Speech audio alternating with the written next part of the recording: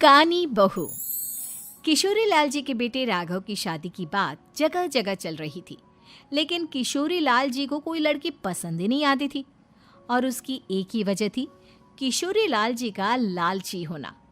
उनको लड़की वालों से मोटा दहेज चाहिए था और इसी चक्कर में एक दिन वो एक बहुत पैसे वाले के घर अपने बेटे का रिश्ता लेकर पहुंचे। उस आदमी का नाम था ओम प्रकाश।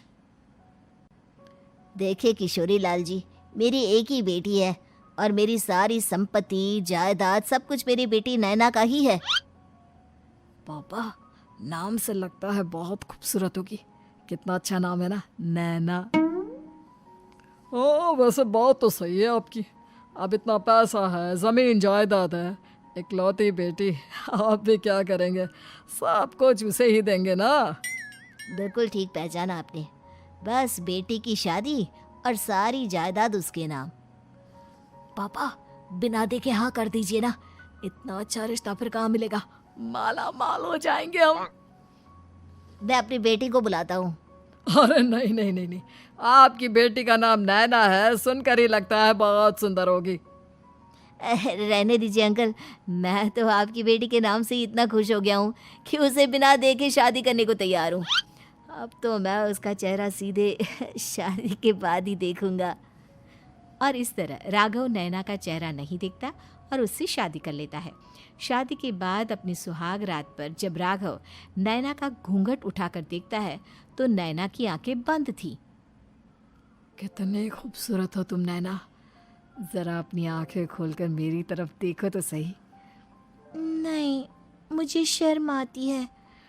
अरे, मैंने तुम्हें शादी से पहले भी नहीं देखा, और अब अगर तुम आंखें खोलकर मुझे देखोगी भी नहीं तो मुझे अच्छा कैसे लगेगा?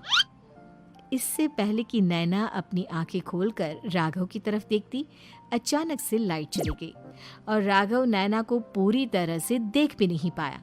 अगली सुबह नैना राघव के लिए नाश्ता बनाकर लेकर आई। अरे ये क्या, आधा पराठा सीका हुआ है और आधा बिल्कुल कच्चा। ये तुमने क्या किया नैना? बहू, तुमने क्या आधा पराठा तवे से नीचे लटका कर रखा था, जो आधा सिका है और आधा कच्चा? मुझे जितना दिखेगा उतना ही तो सीखूंगी ना पापा जी। जहाँ जहाँ मुझे नजर आ रहा था वहाँ मैंने सीख लिया, जहाँ जहाँ नहीं दिखा वहाँ कच्चा रह गया होगा। इसका क्या मतलब है? ये कैसा मजाक कर रही है तुम? अरे बहू, तुमने इतना लंबा घूंघट क्यों लगाया हुआ है? देखो, हमारे घर में बहुओं को बेटी की तरह रखा जाता है, और फिर तुम तो इतना सारा माल लेकर आई हो। देखो, ये घूंघट डालकर रखने की कोई ज़रूरत नहीं है। हाँ नैना, पापा जी ठीक कह रहे हैं, तुम तो आराम से रहो, अपना ही घर समझो।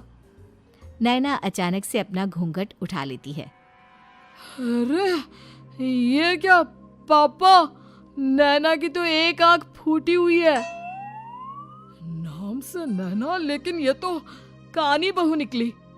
मेरे साथ धोखा हुआ है, धोखा। बिना दिखाए अपनी कानी लड़की मेरे संग ब्याह दी। मुझे कानी बीवी नहीं चाहिए।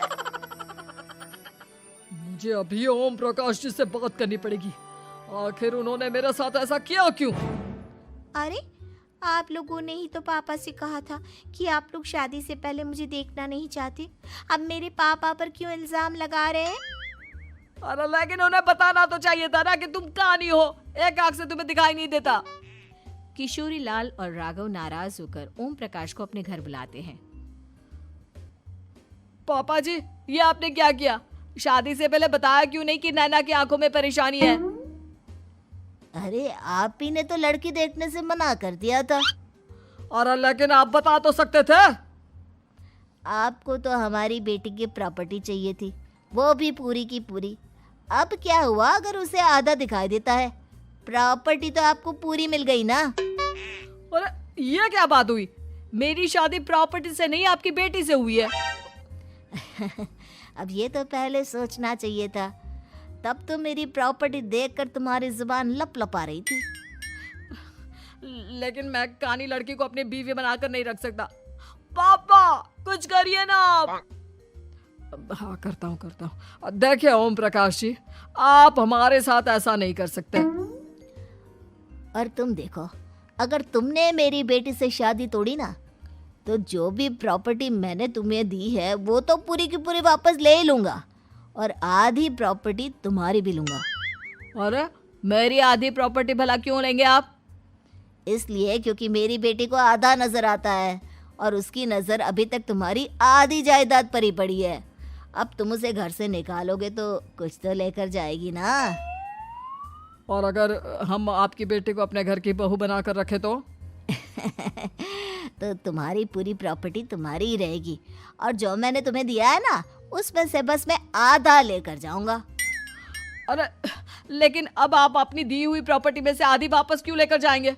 अगर मैं आपकी बेटी को अपनी पत्नी बनाकर रखने को तैयार हूं तो? इसलिए ताकि भविष्य में अगर तुम मेरी बेटी को धोखा दो तो उसके पास कुछ तो रहे जो पति का हो। वैसे मेरे पास तो बहुत कुछ है, लेकिन अपने पति की कोई निशानी तो उसके पास होनी चाहिए ना। अब अगर तुमने मेरी बेटी को कानी कहा तो तुम्हें प्रॉपर्टी भी कानी ही मिलेगी, पूरी नहीं। जमाए राजा। किशोरी लाल और राघव समझ चुके थे कि वो बुरी तरह फंस चुके हैं और अब उनके पास वहां से निकलने का कोई चारा नहीं है। अब समझ में आया ना, लालच बुरी बला होती है। एक तो तुम्हें प्रॉपर्टी मिली, ऊपर से बीवी मिली, उसमें तुम्हें नखरे भी दिखाने हैं। आए बड़े, चुपचाप बैठो दोनों।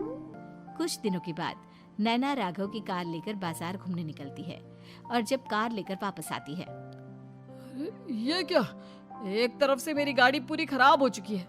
लगता है तुमने मेरी गाड़ी को किसी दूसरी गाड़ी के साथ एक्सीडेंट किया है। अरे अरे कितना बड़ा नुकसान कर दिया तुमने बहू। वो क्या है ना पापा जी, मुझे एक आंख से दिखाई नहीं दे रहा था, सामने से गाड़ी आ रही थी। मुझे तो सिर्फ आधा ही दिखाई दिया और वो गाड़ी मेरी कार से रगड़ते हुए निकल गई। अब मैं क्या करूं बताओ? आप इसे ठीक कराने के पैसे कौन देगा? तुम्हारे पापा? तुमने मुझसे इस तरह से बात की? अभी रुको। नैना राघव की शिकायत ओम प्रकाश को कर देती है। देखो राघव, अब जो मेरी आधी प्रॉपर्टी तुम्हारे पास थी ना, उसमें से आधी और मैं लेकर जाऊंगा, क्योंकि तुमने मेरी बेटी को डांटा। अरे नहीं नहीं पापा जी, गलती हो गई, माफ कर दो। गलती की तो कोई गुंजाइश ही नहीं।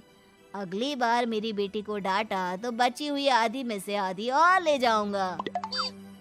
लालच के चक्कर में हम दोनों ने बहुत बड़ी गलती कर दी बेटा। एक तो तुम्हें कानी बहू मिली और ऊपर से जो माल मिला वो भी काना। इस तरह राघव की हर एक गलती पर ओम प्रकाश उसकी प्रॉपर्टी का आधा आधा हिस्सा लेकर अपना सारा माल वापस ले गया और राघव को कानी बीवी से काम चलाना पड़ा। भाई लालच वाकई में बुरी बला है।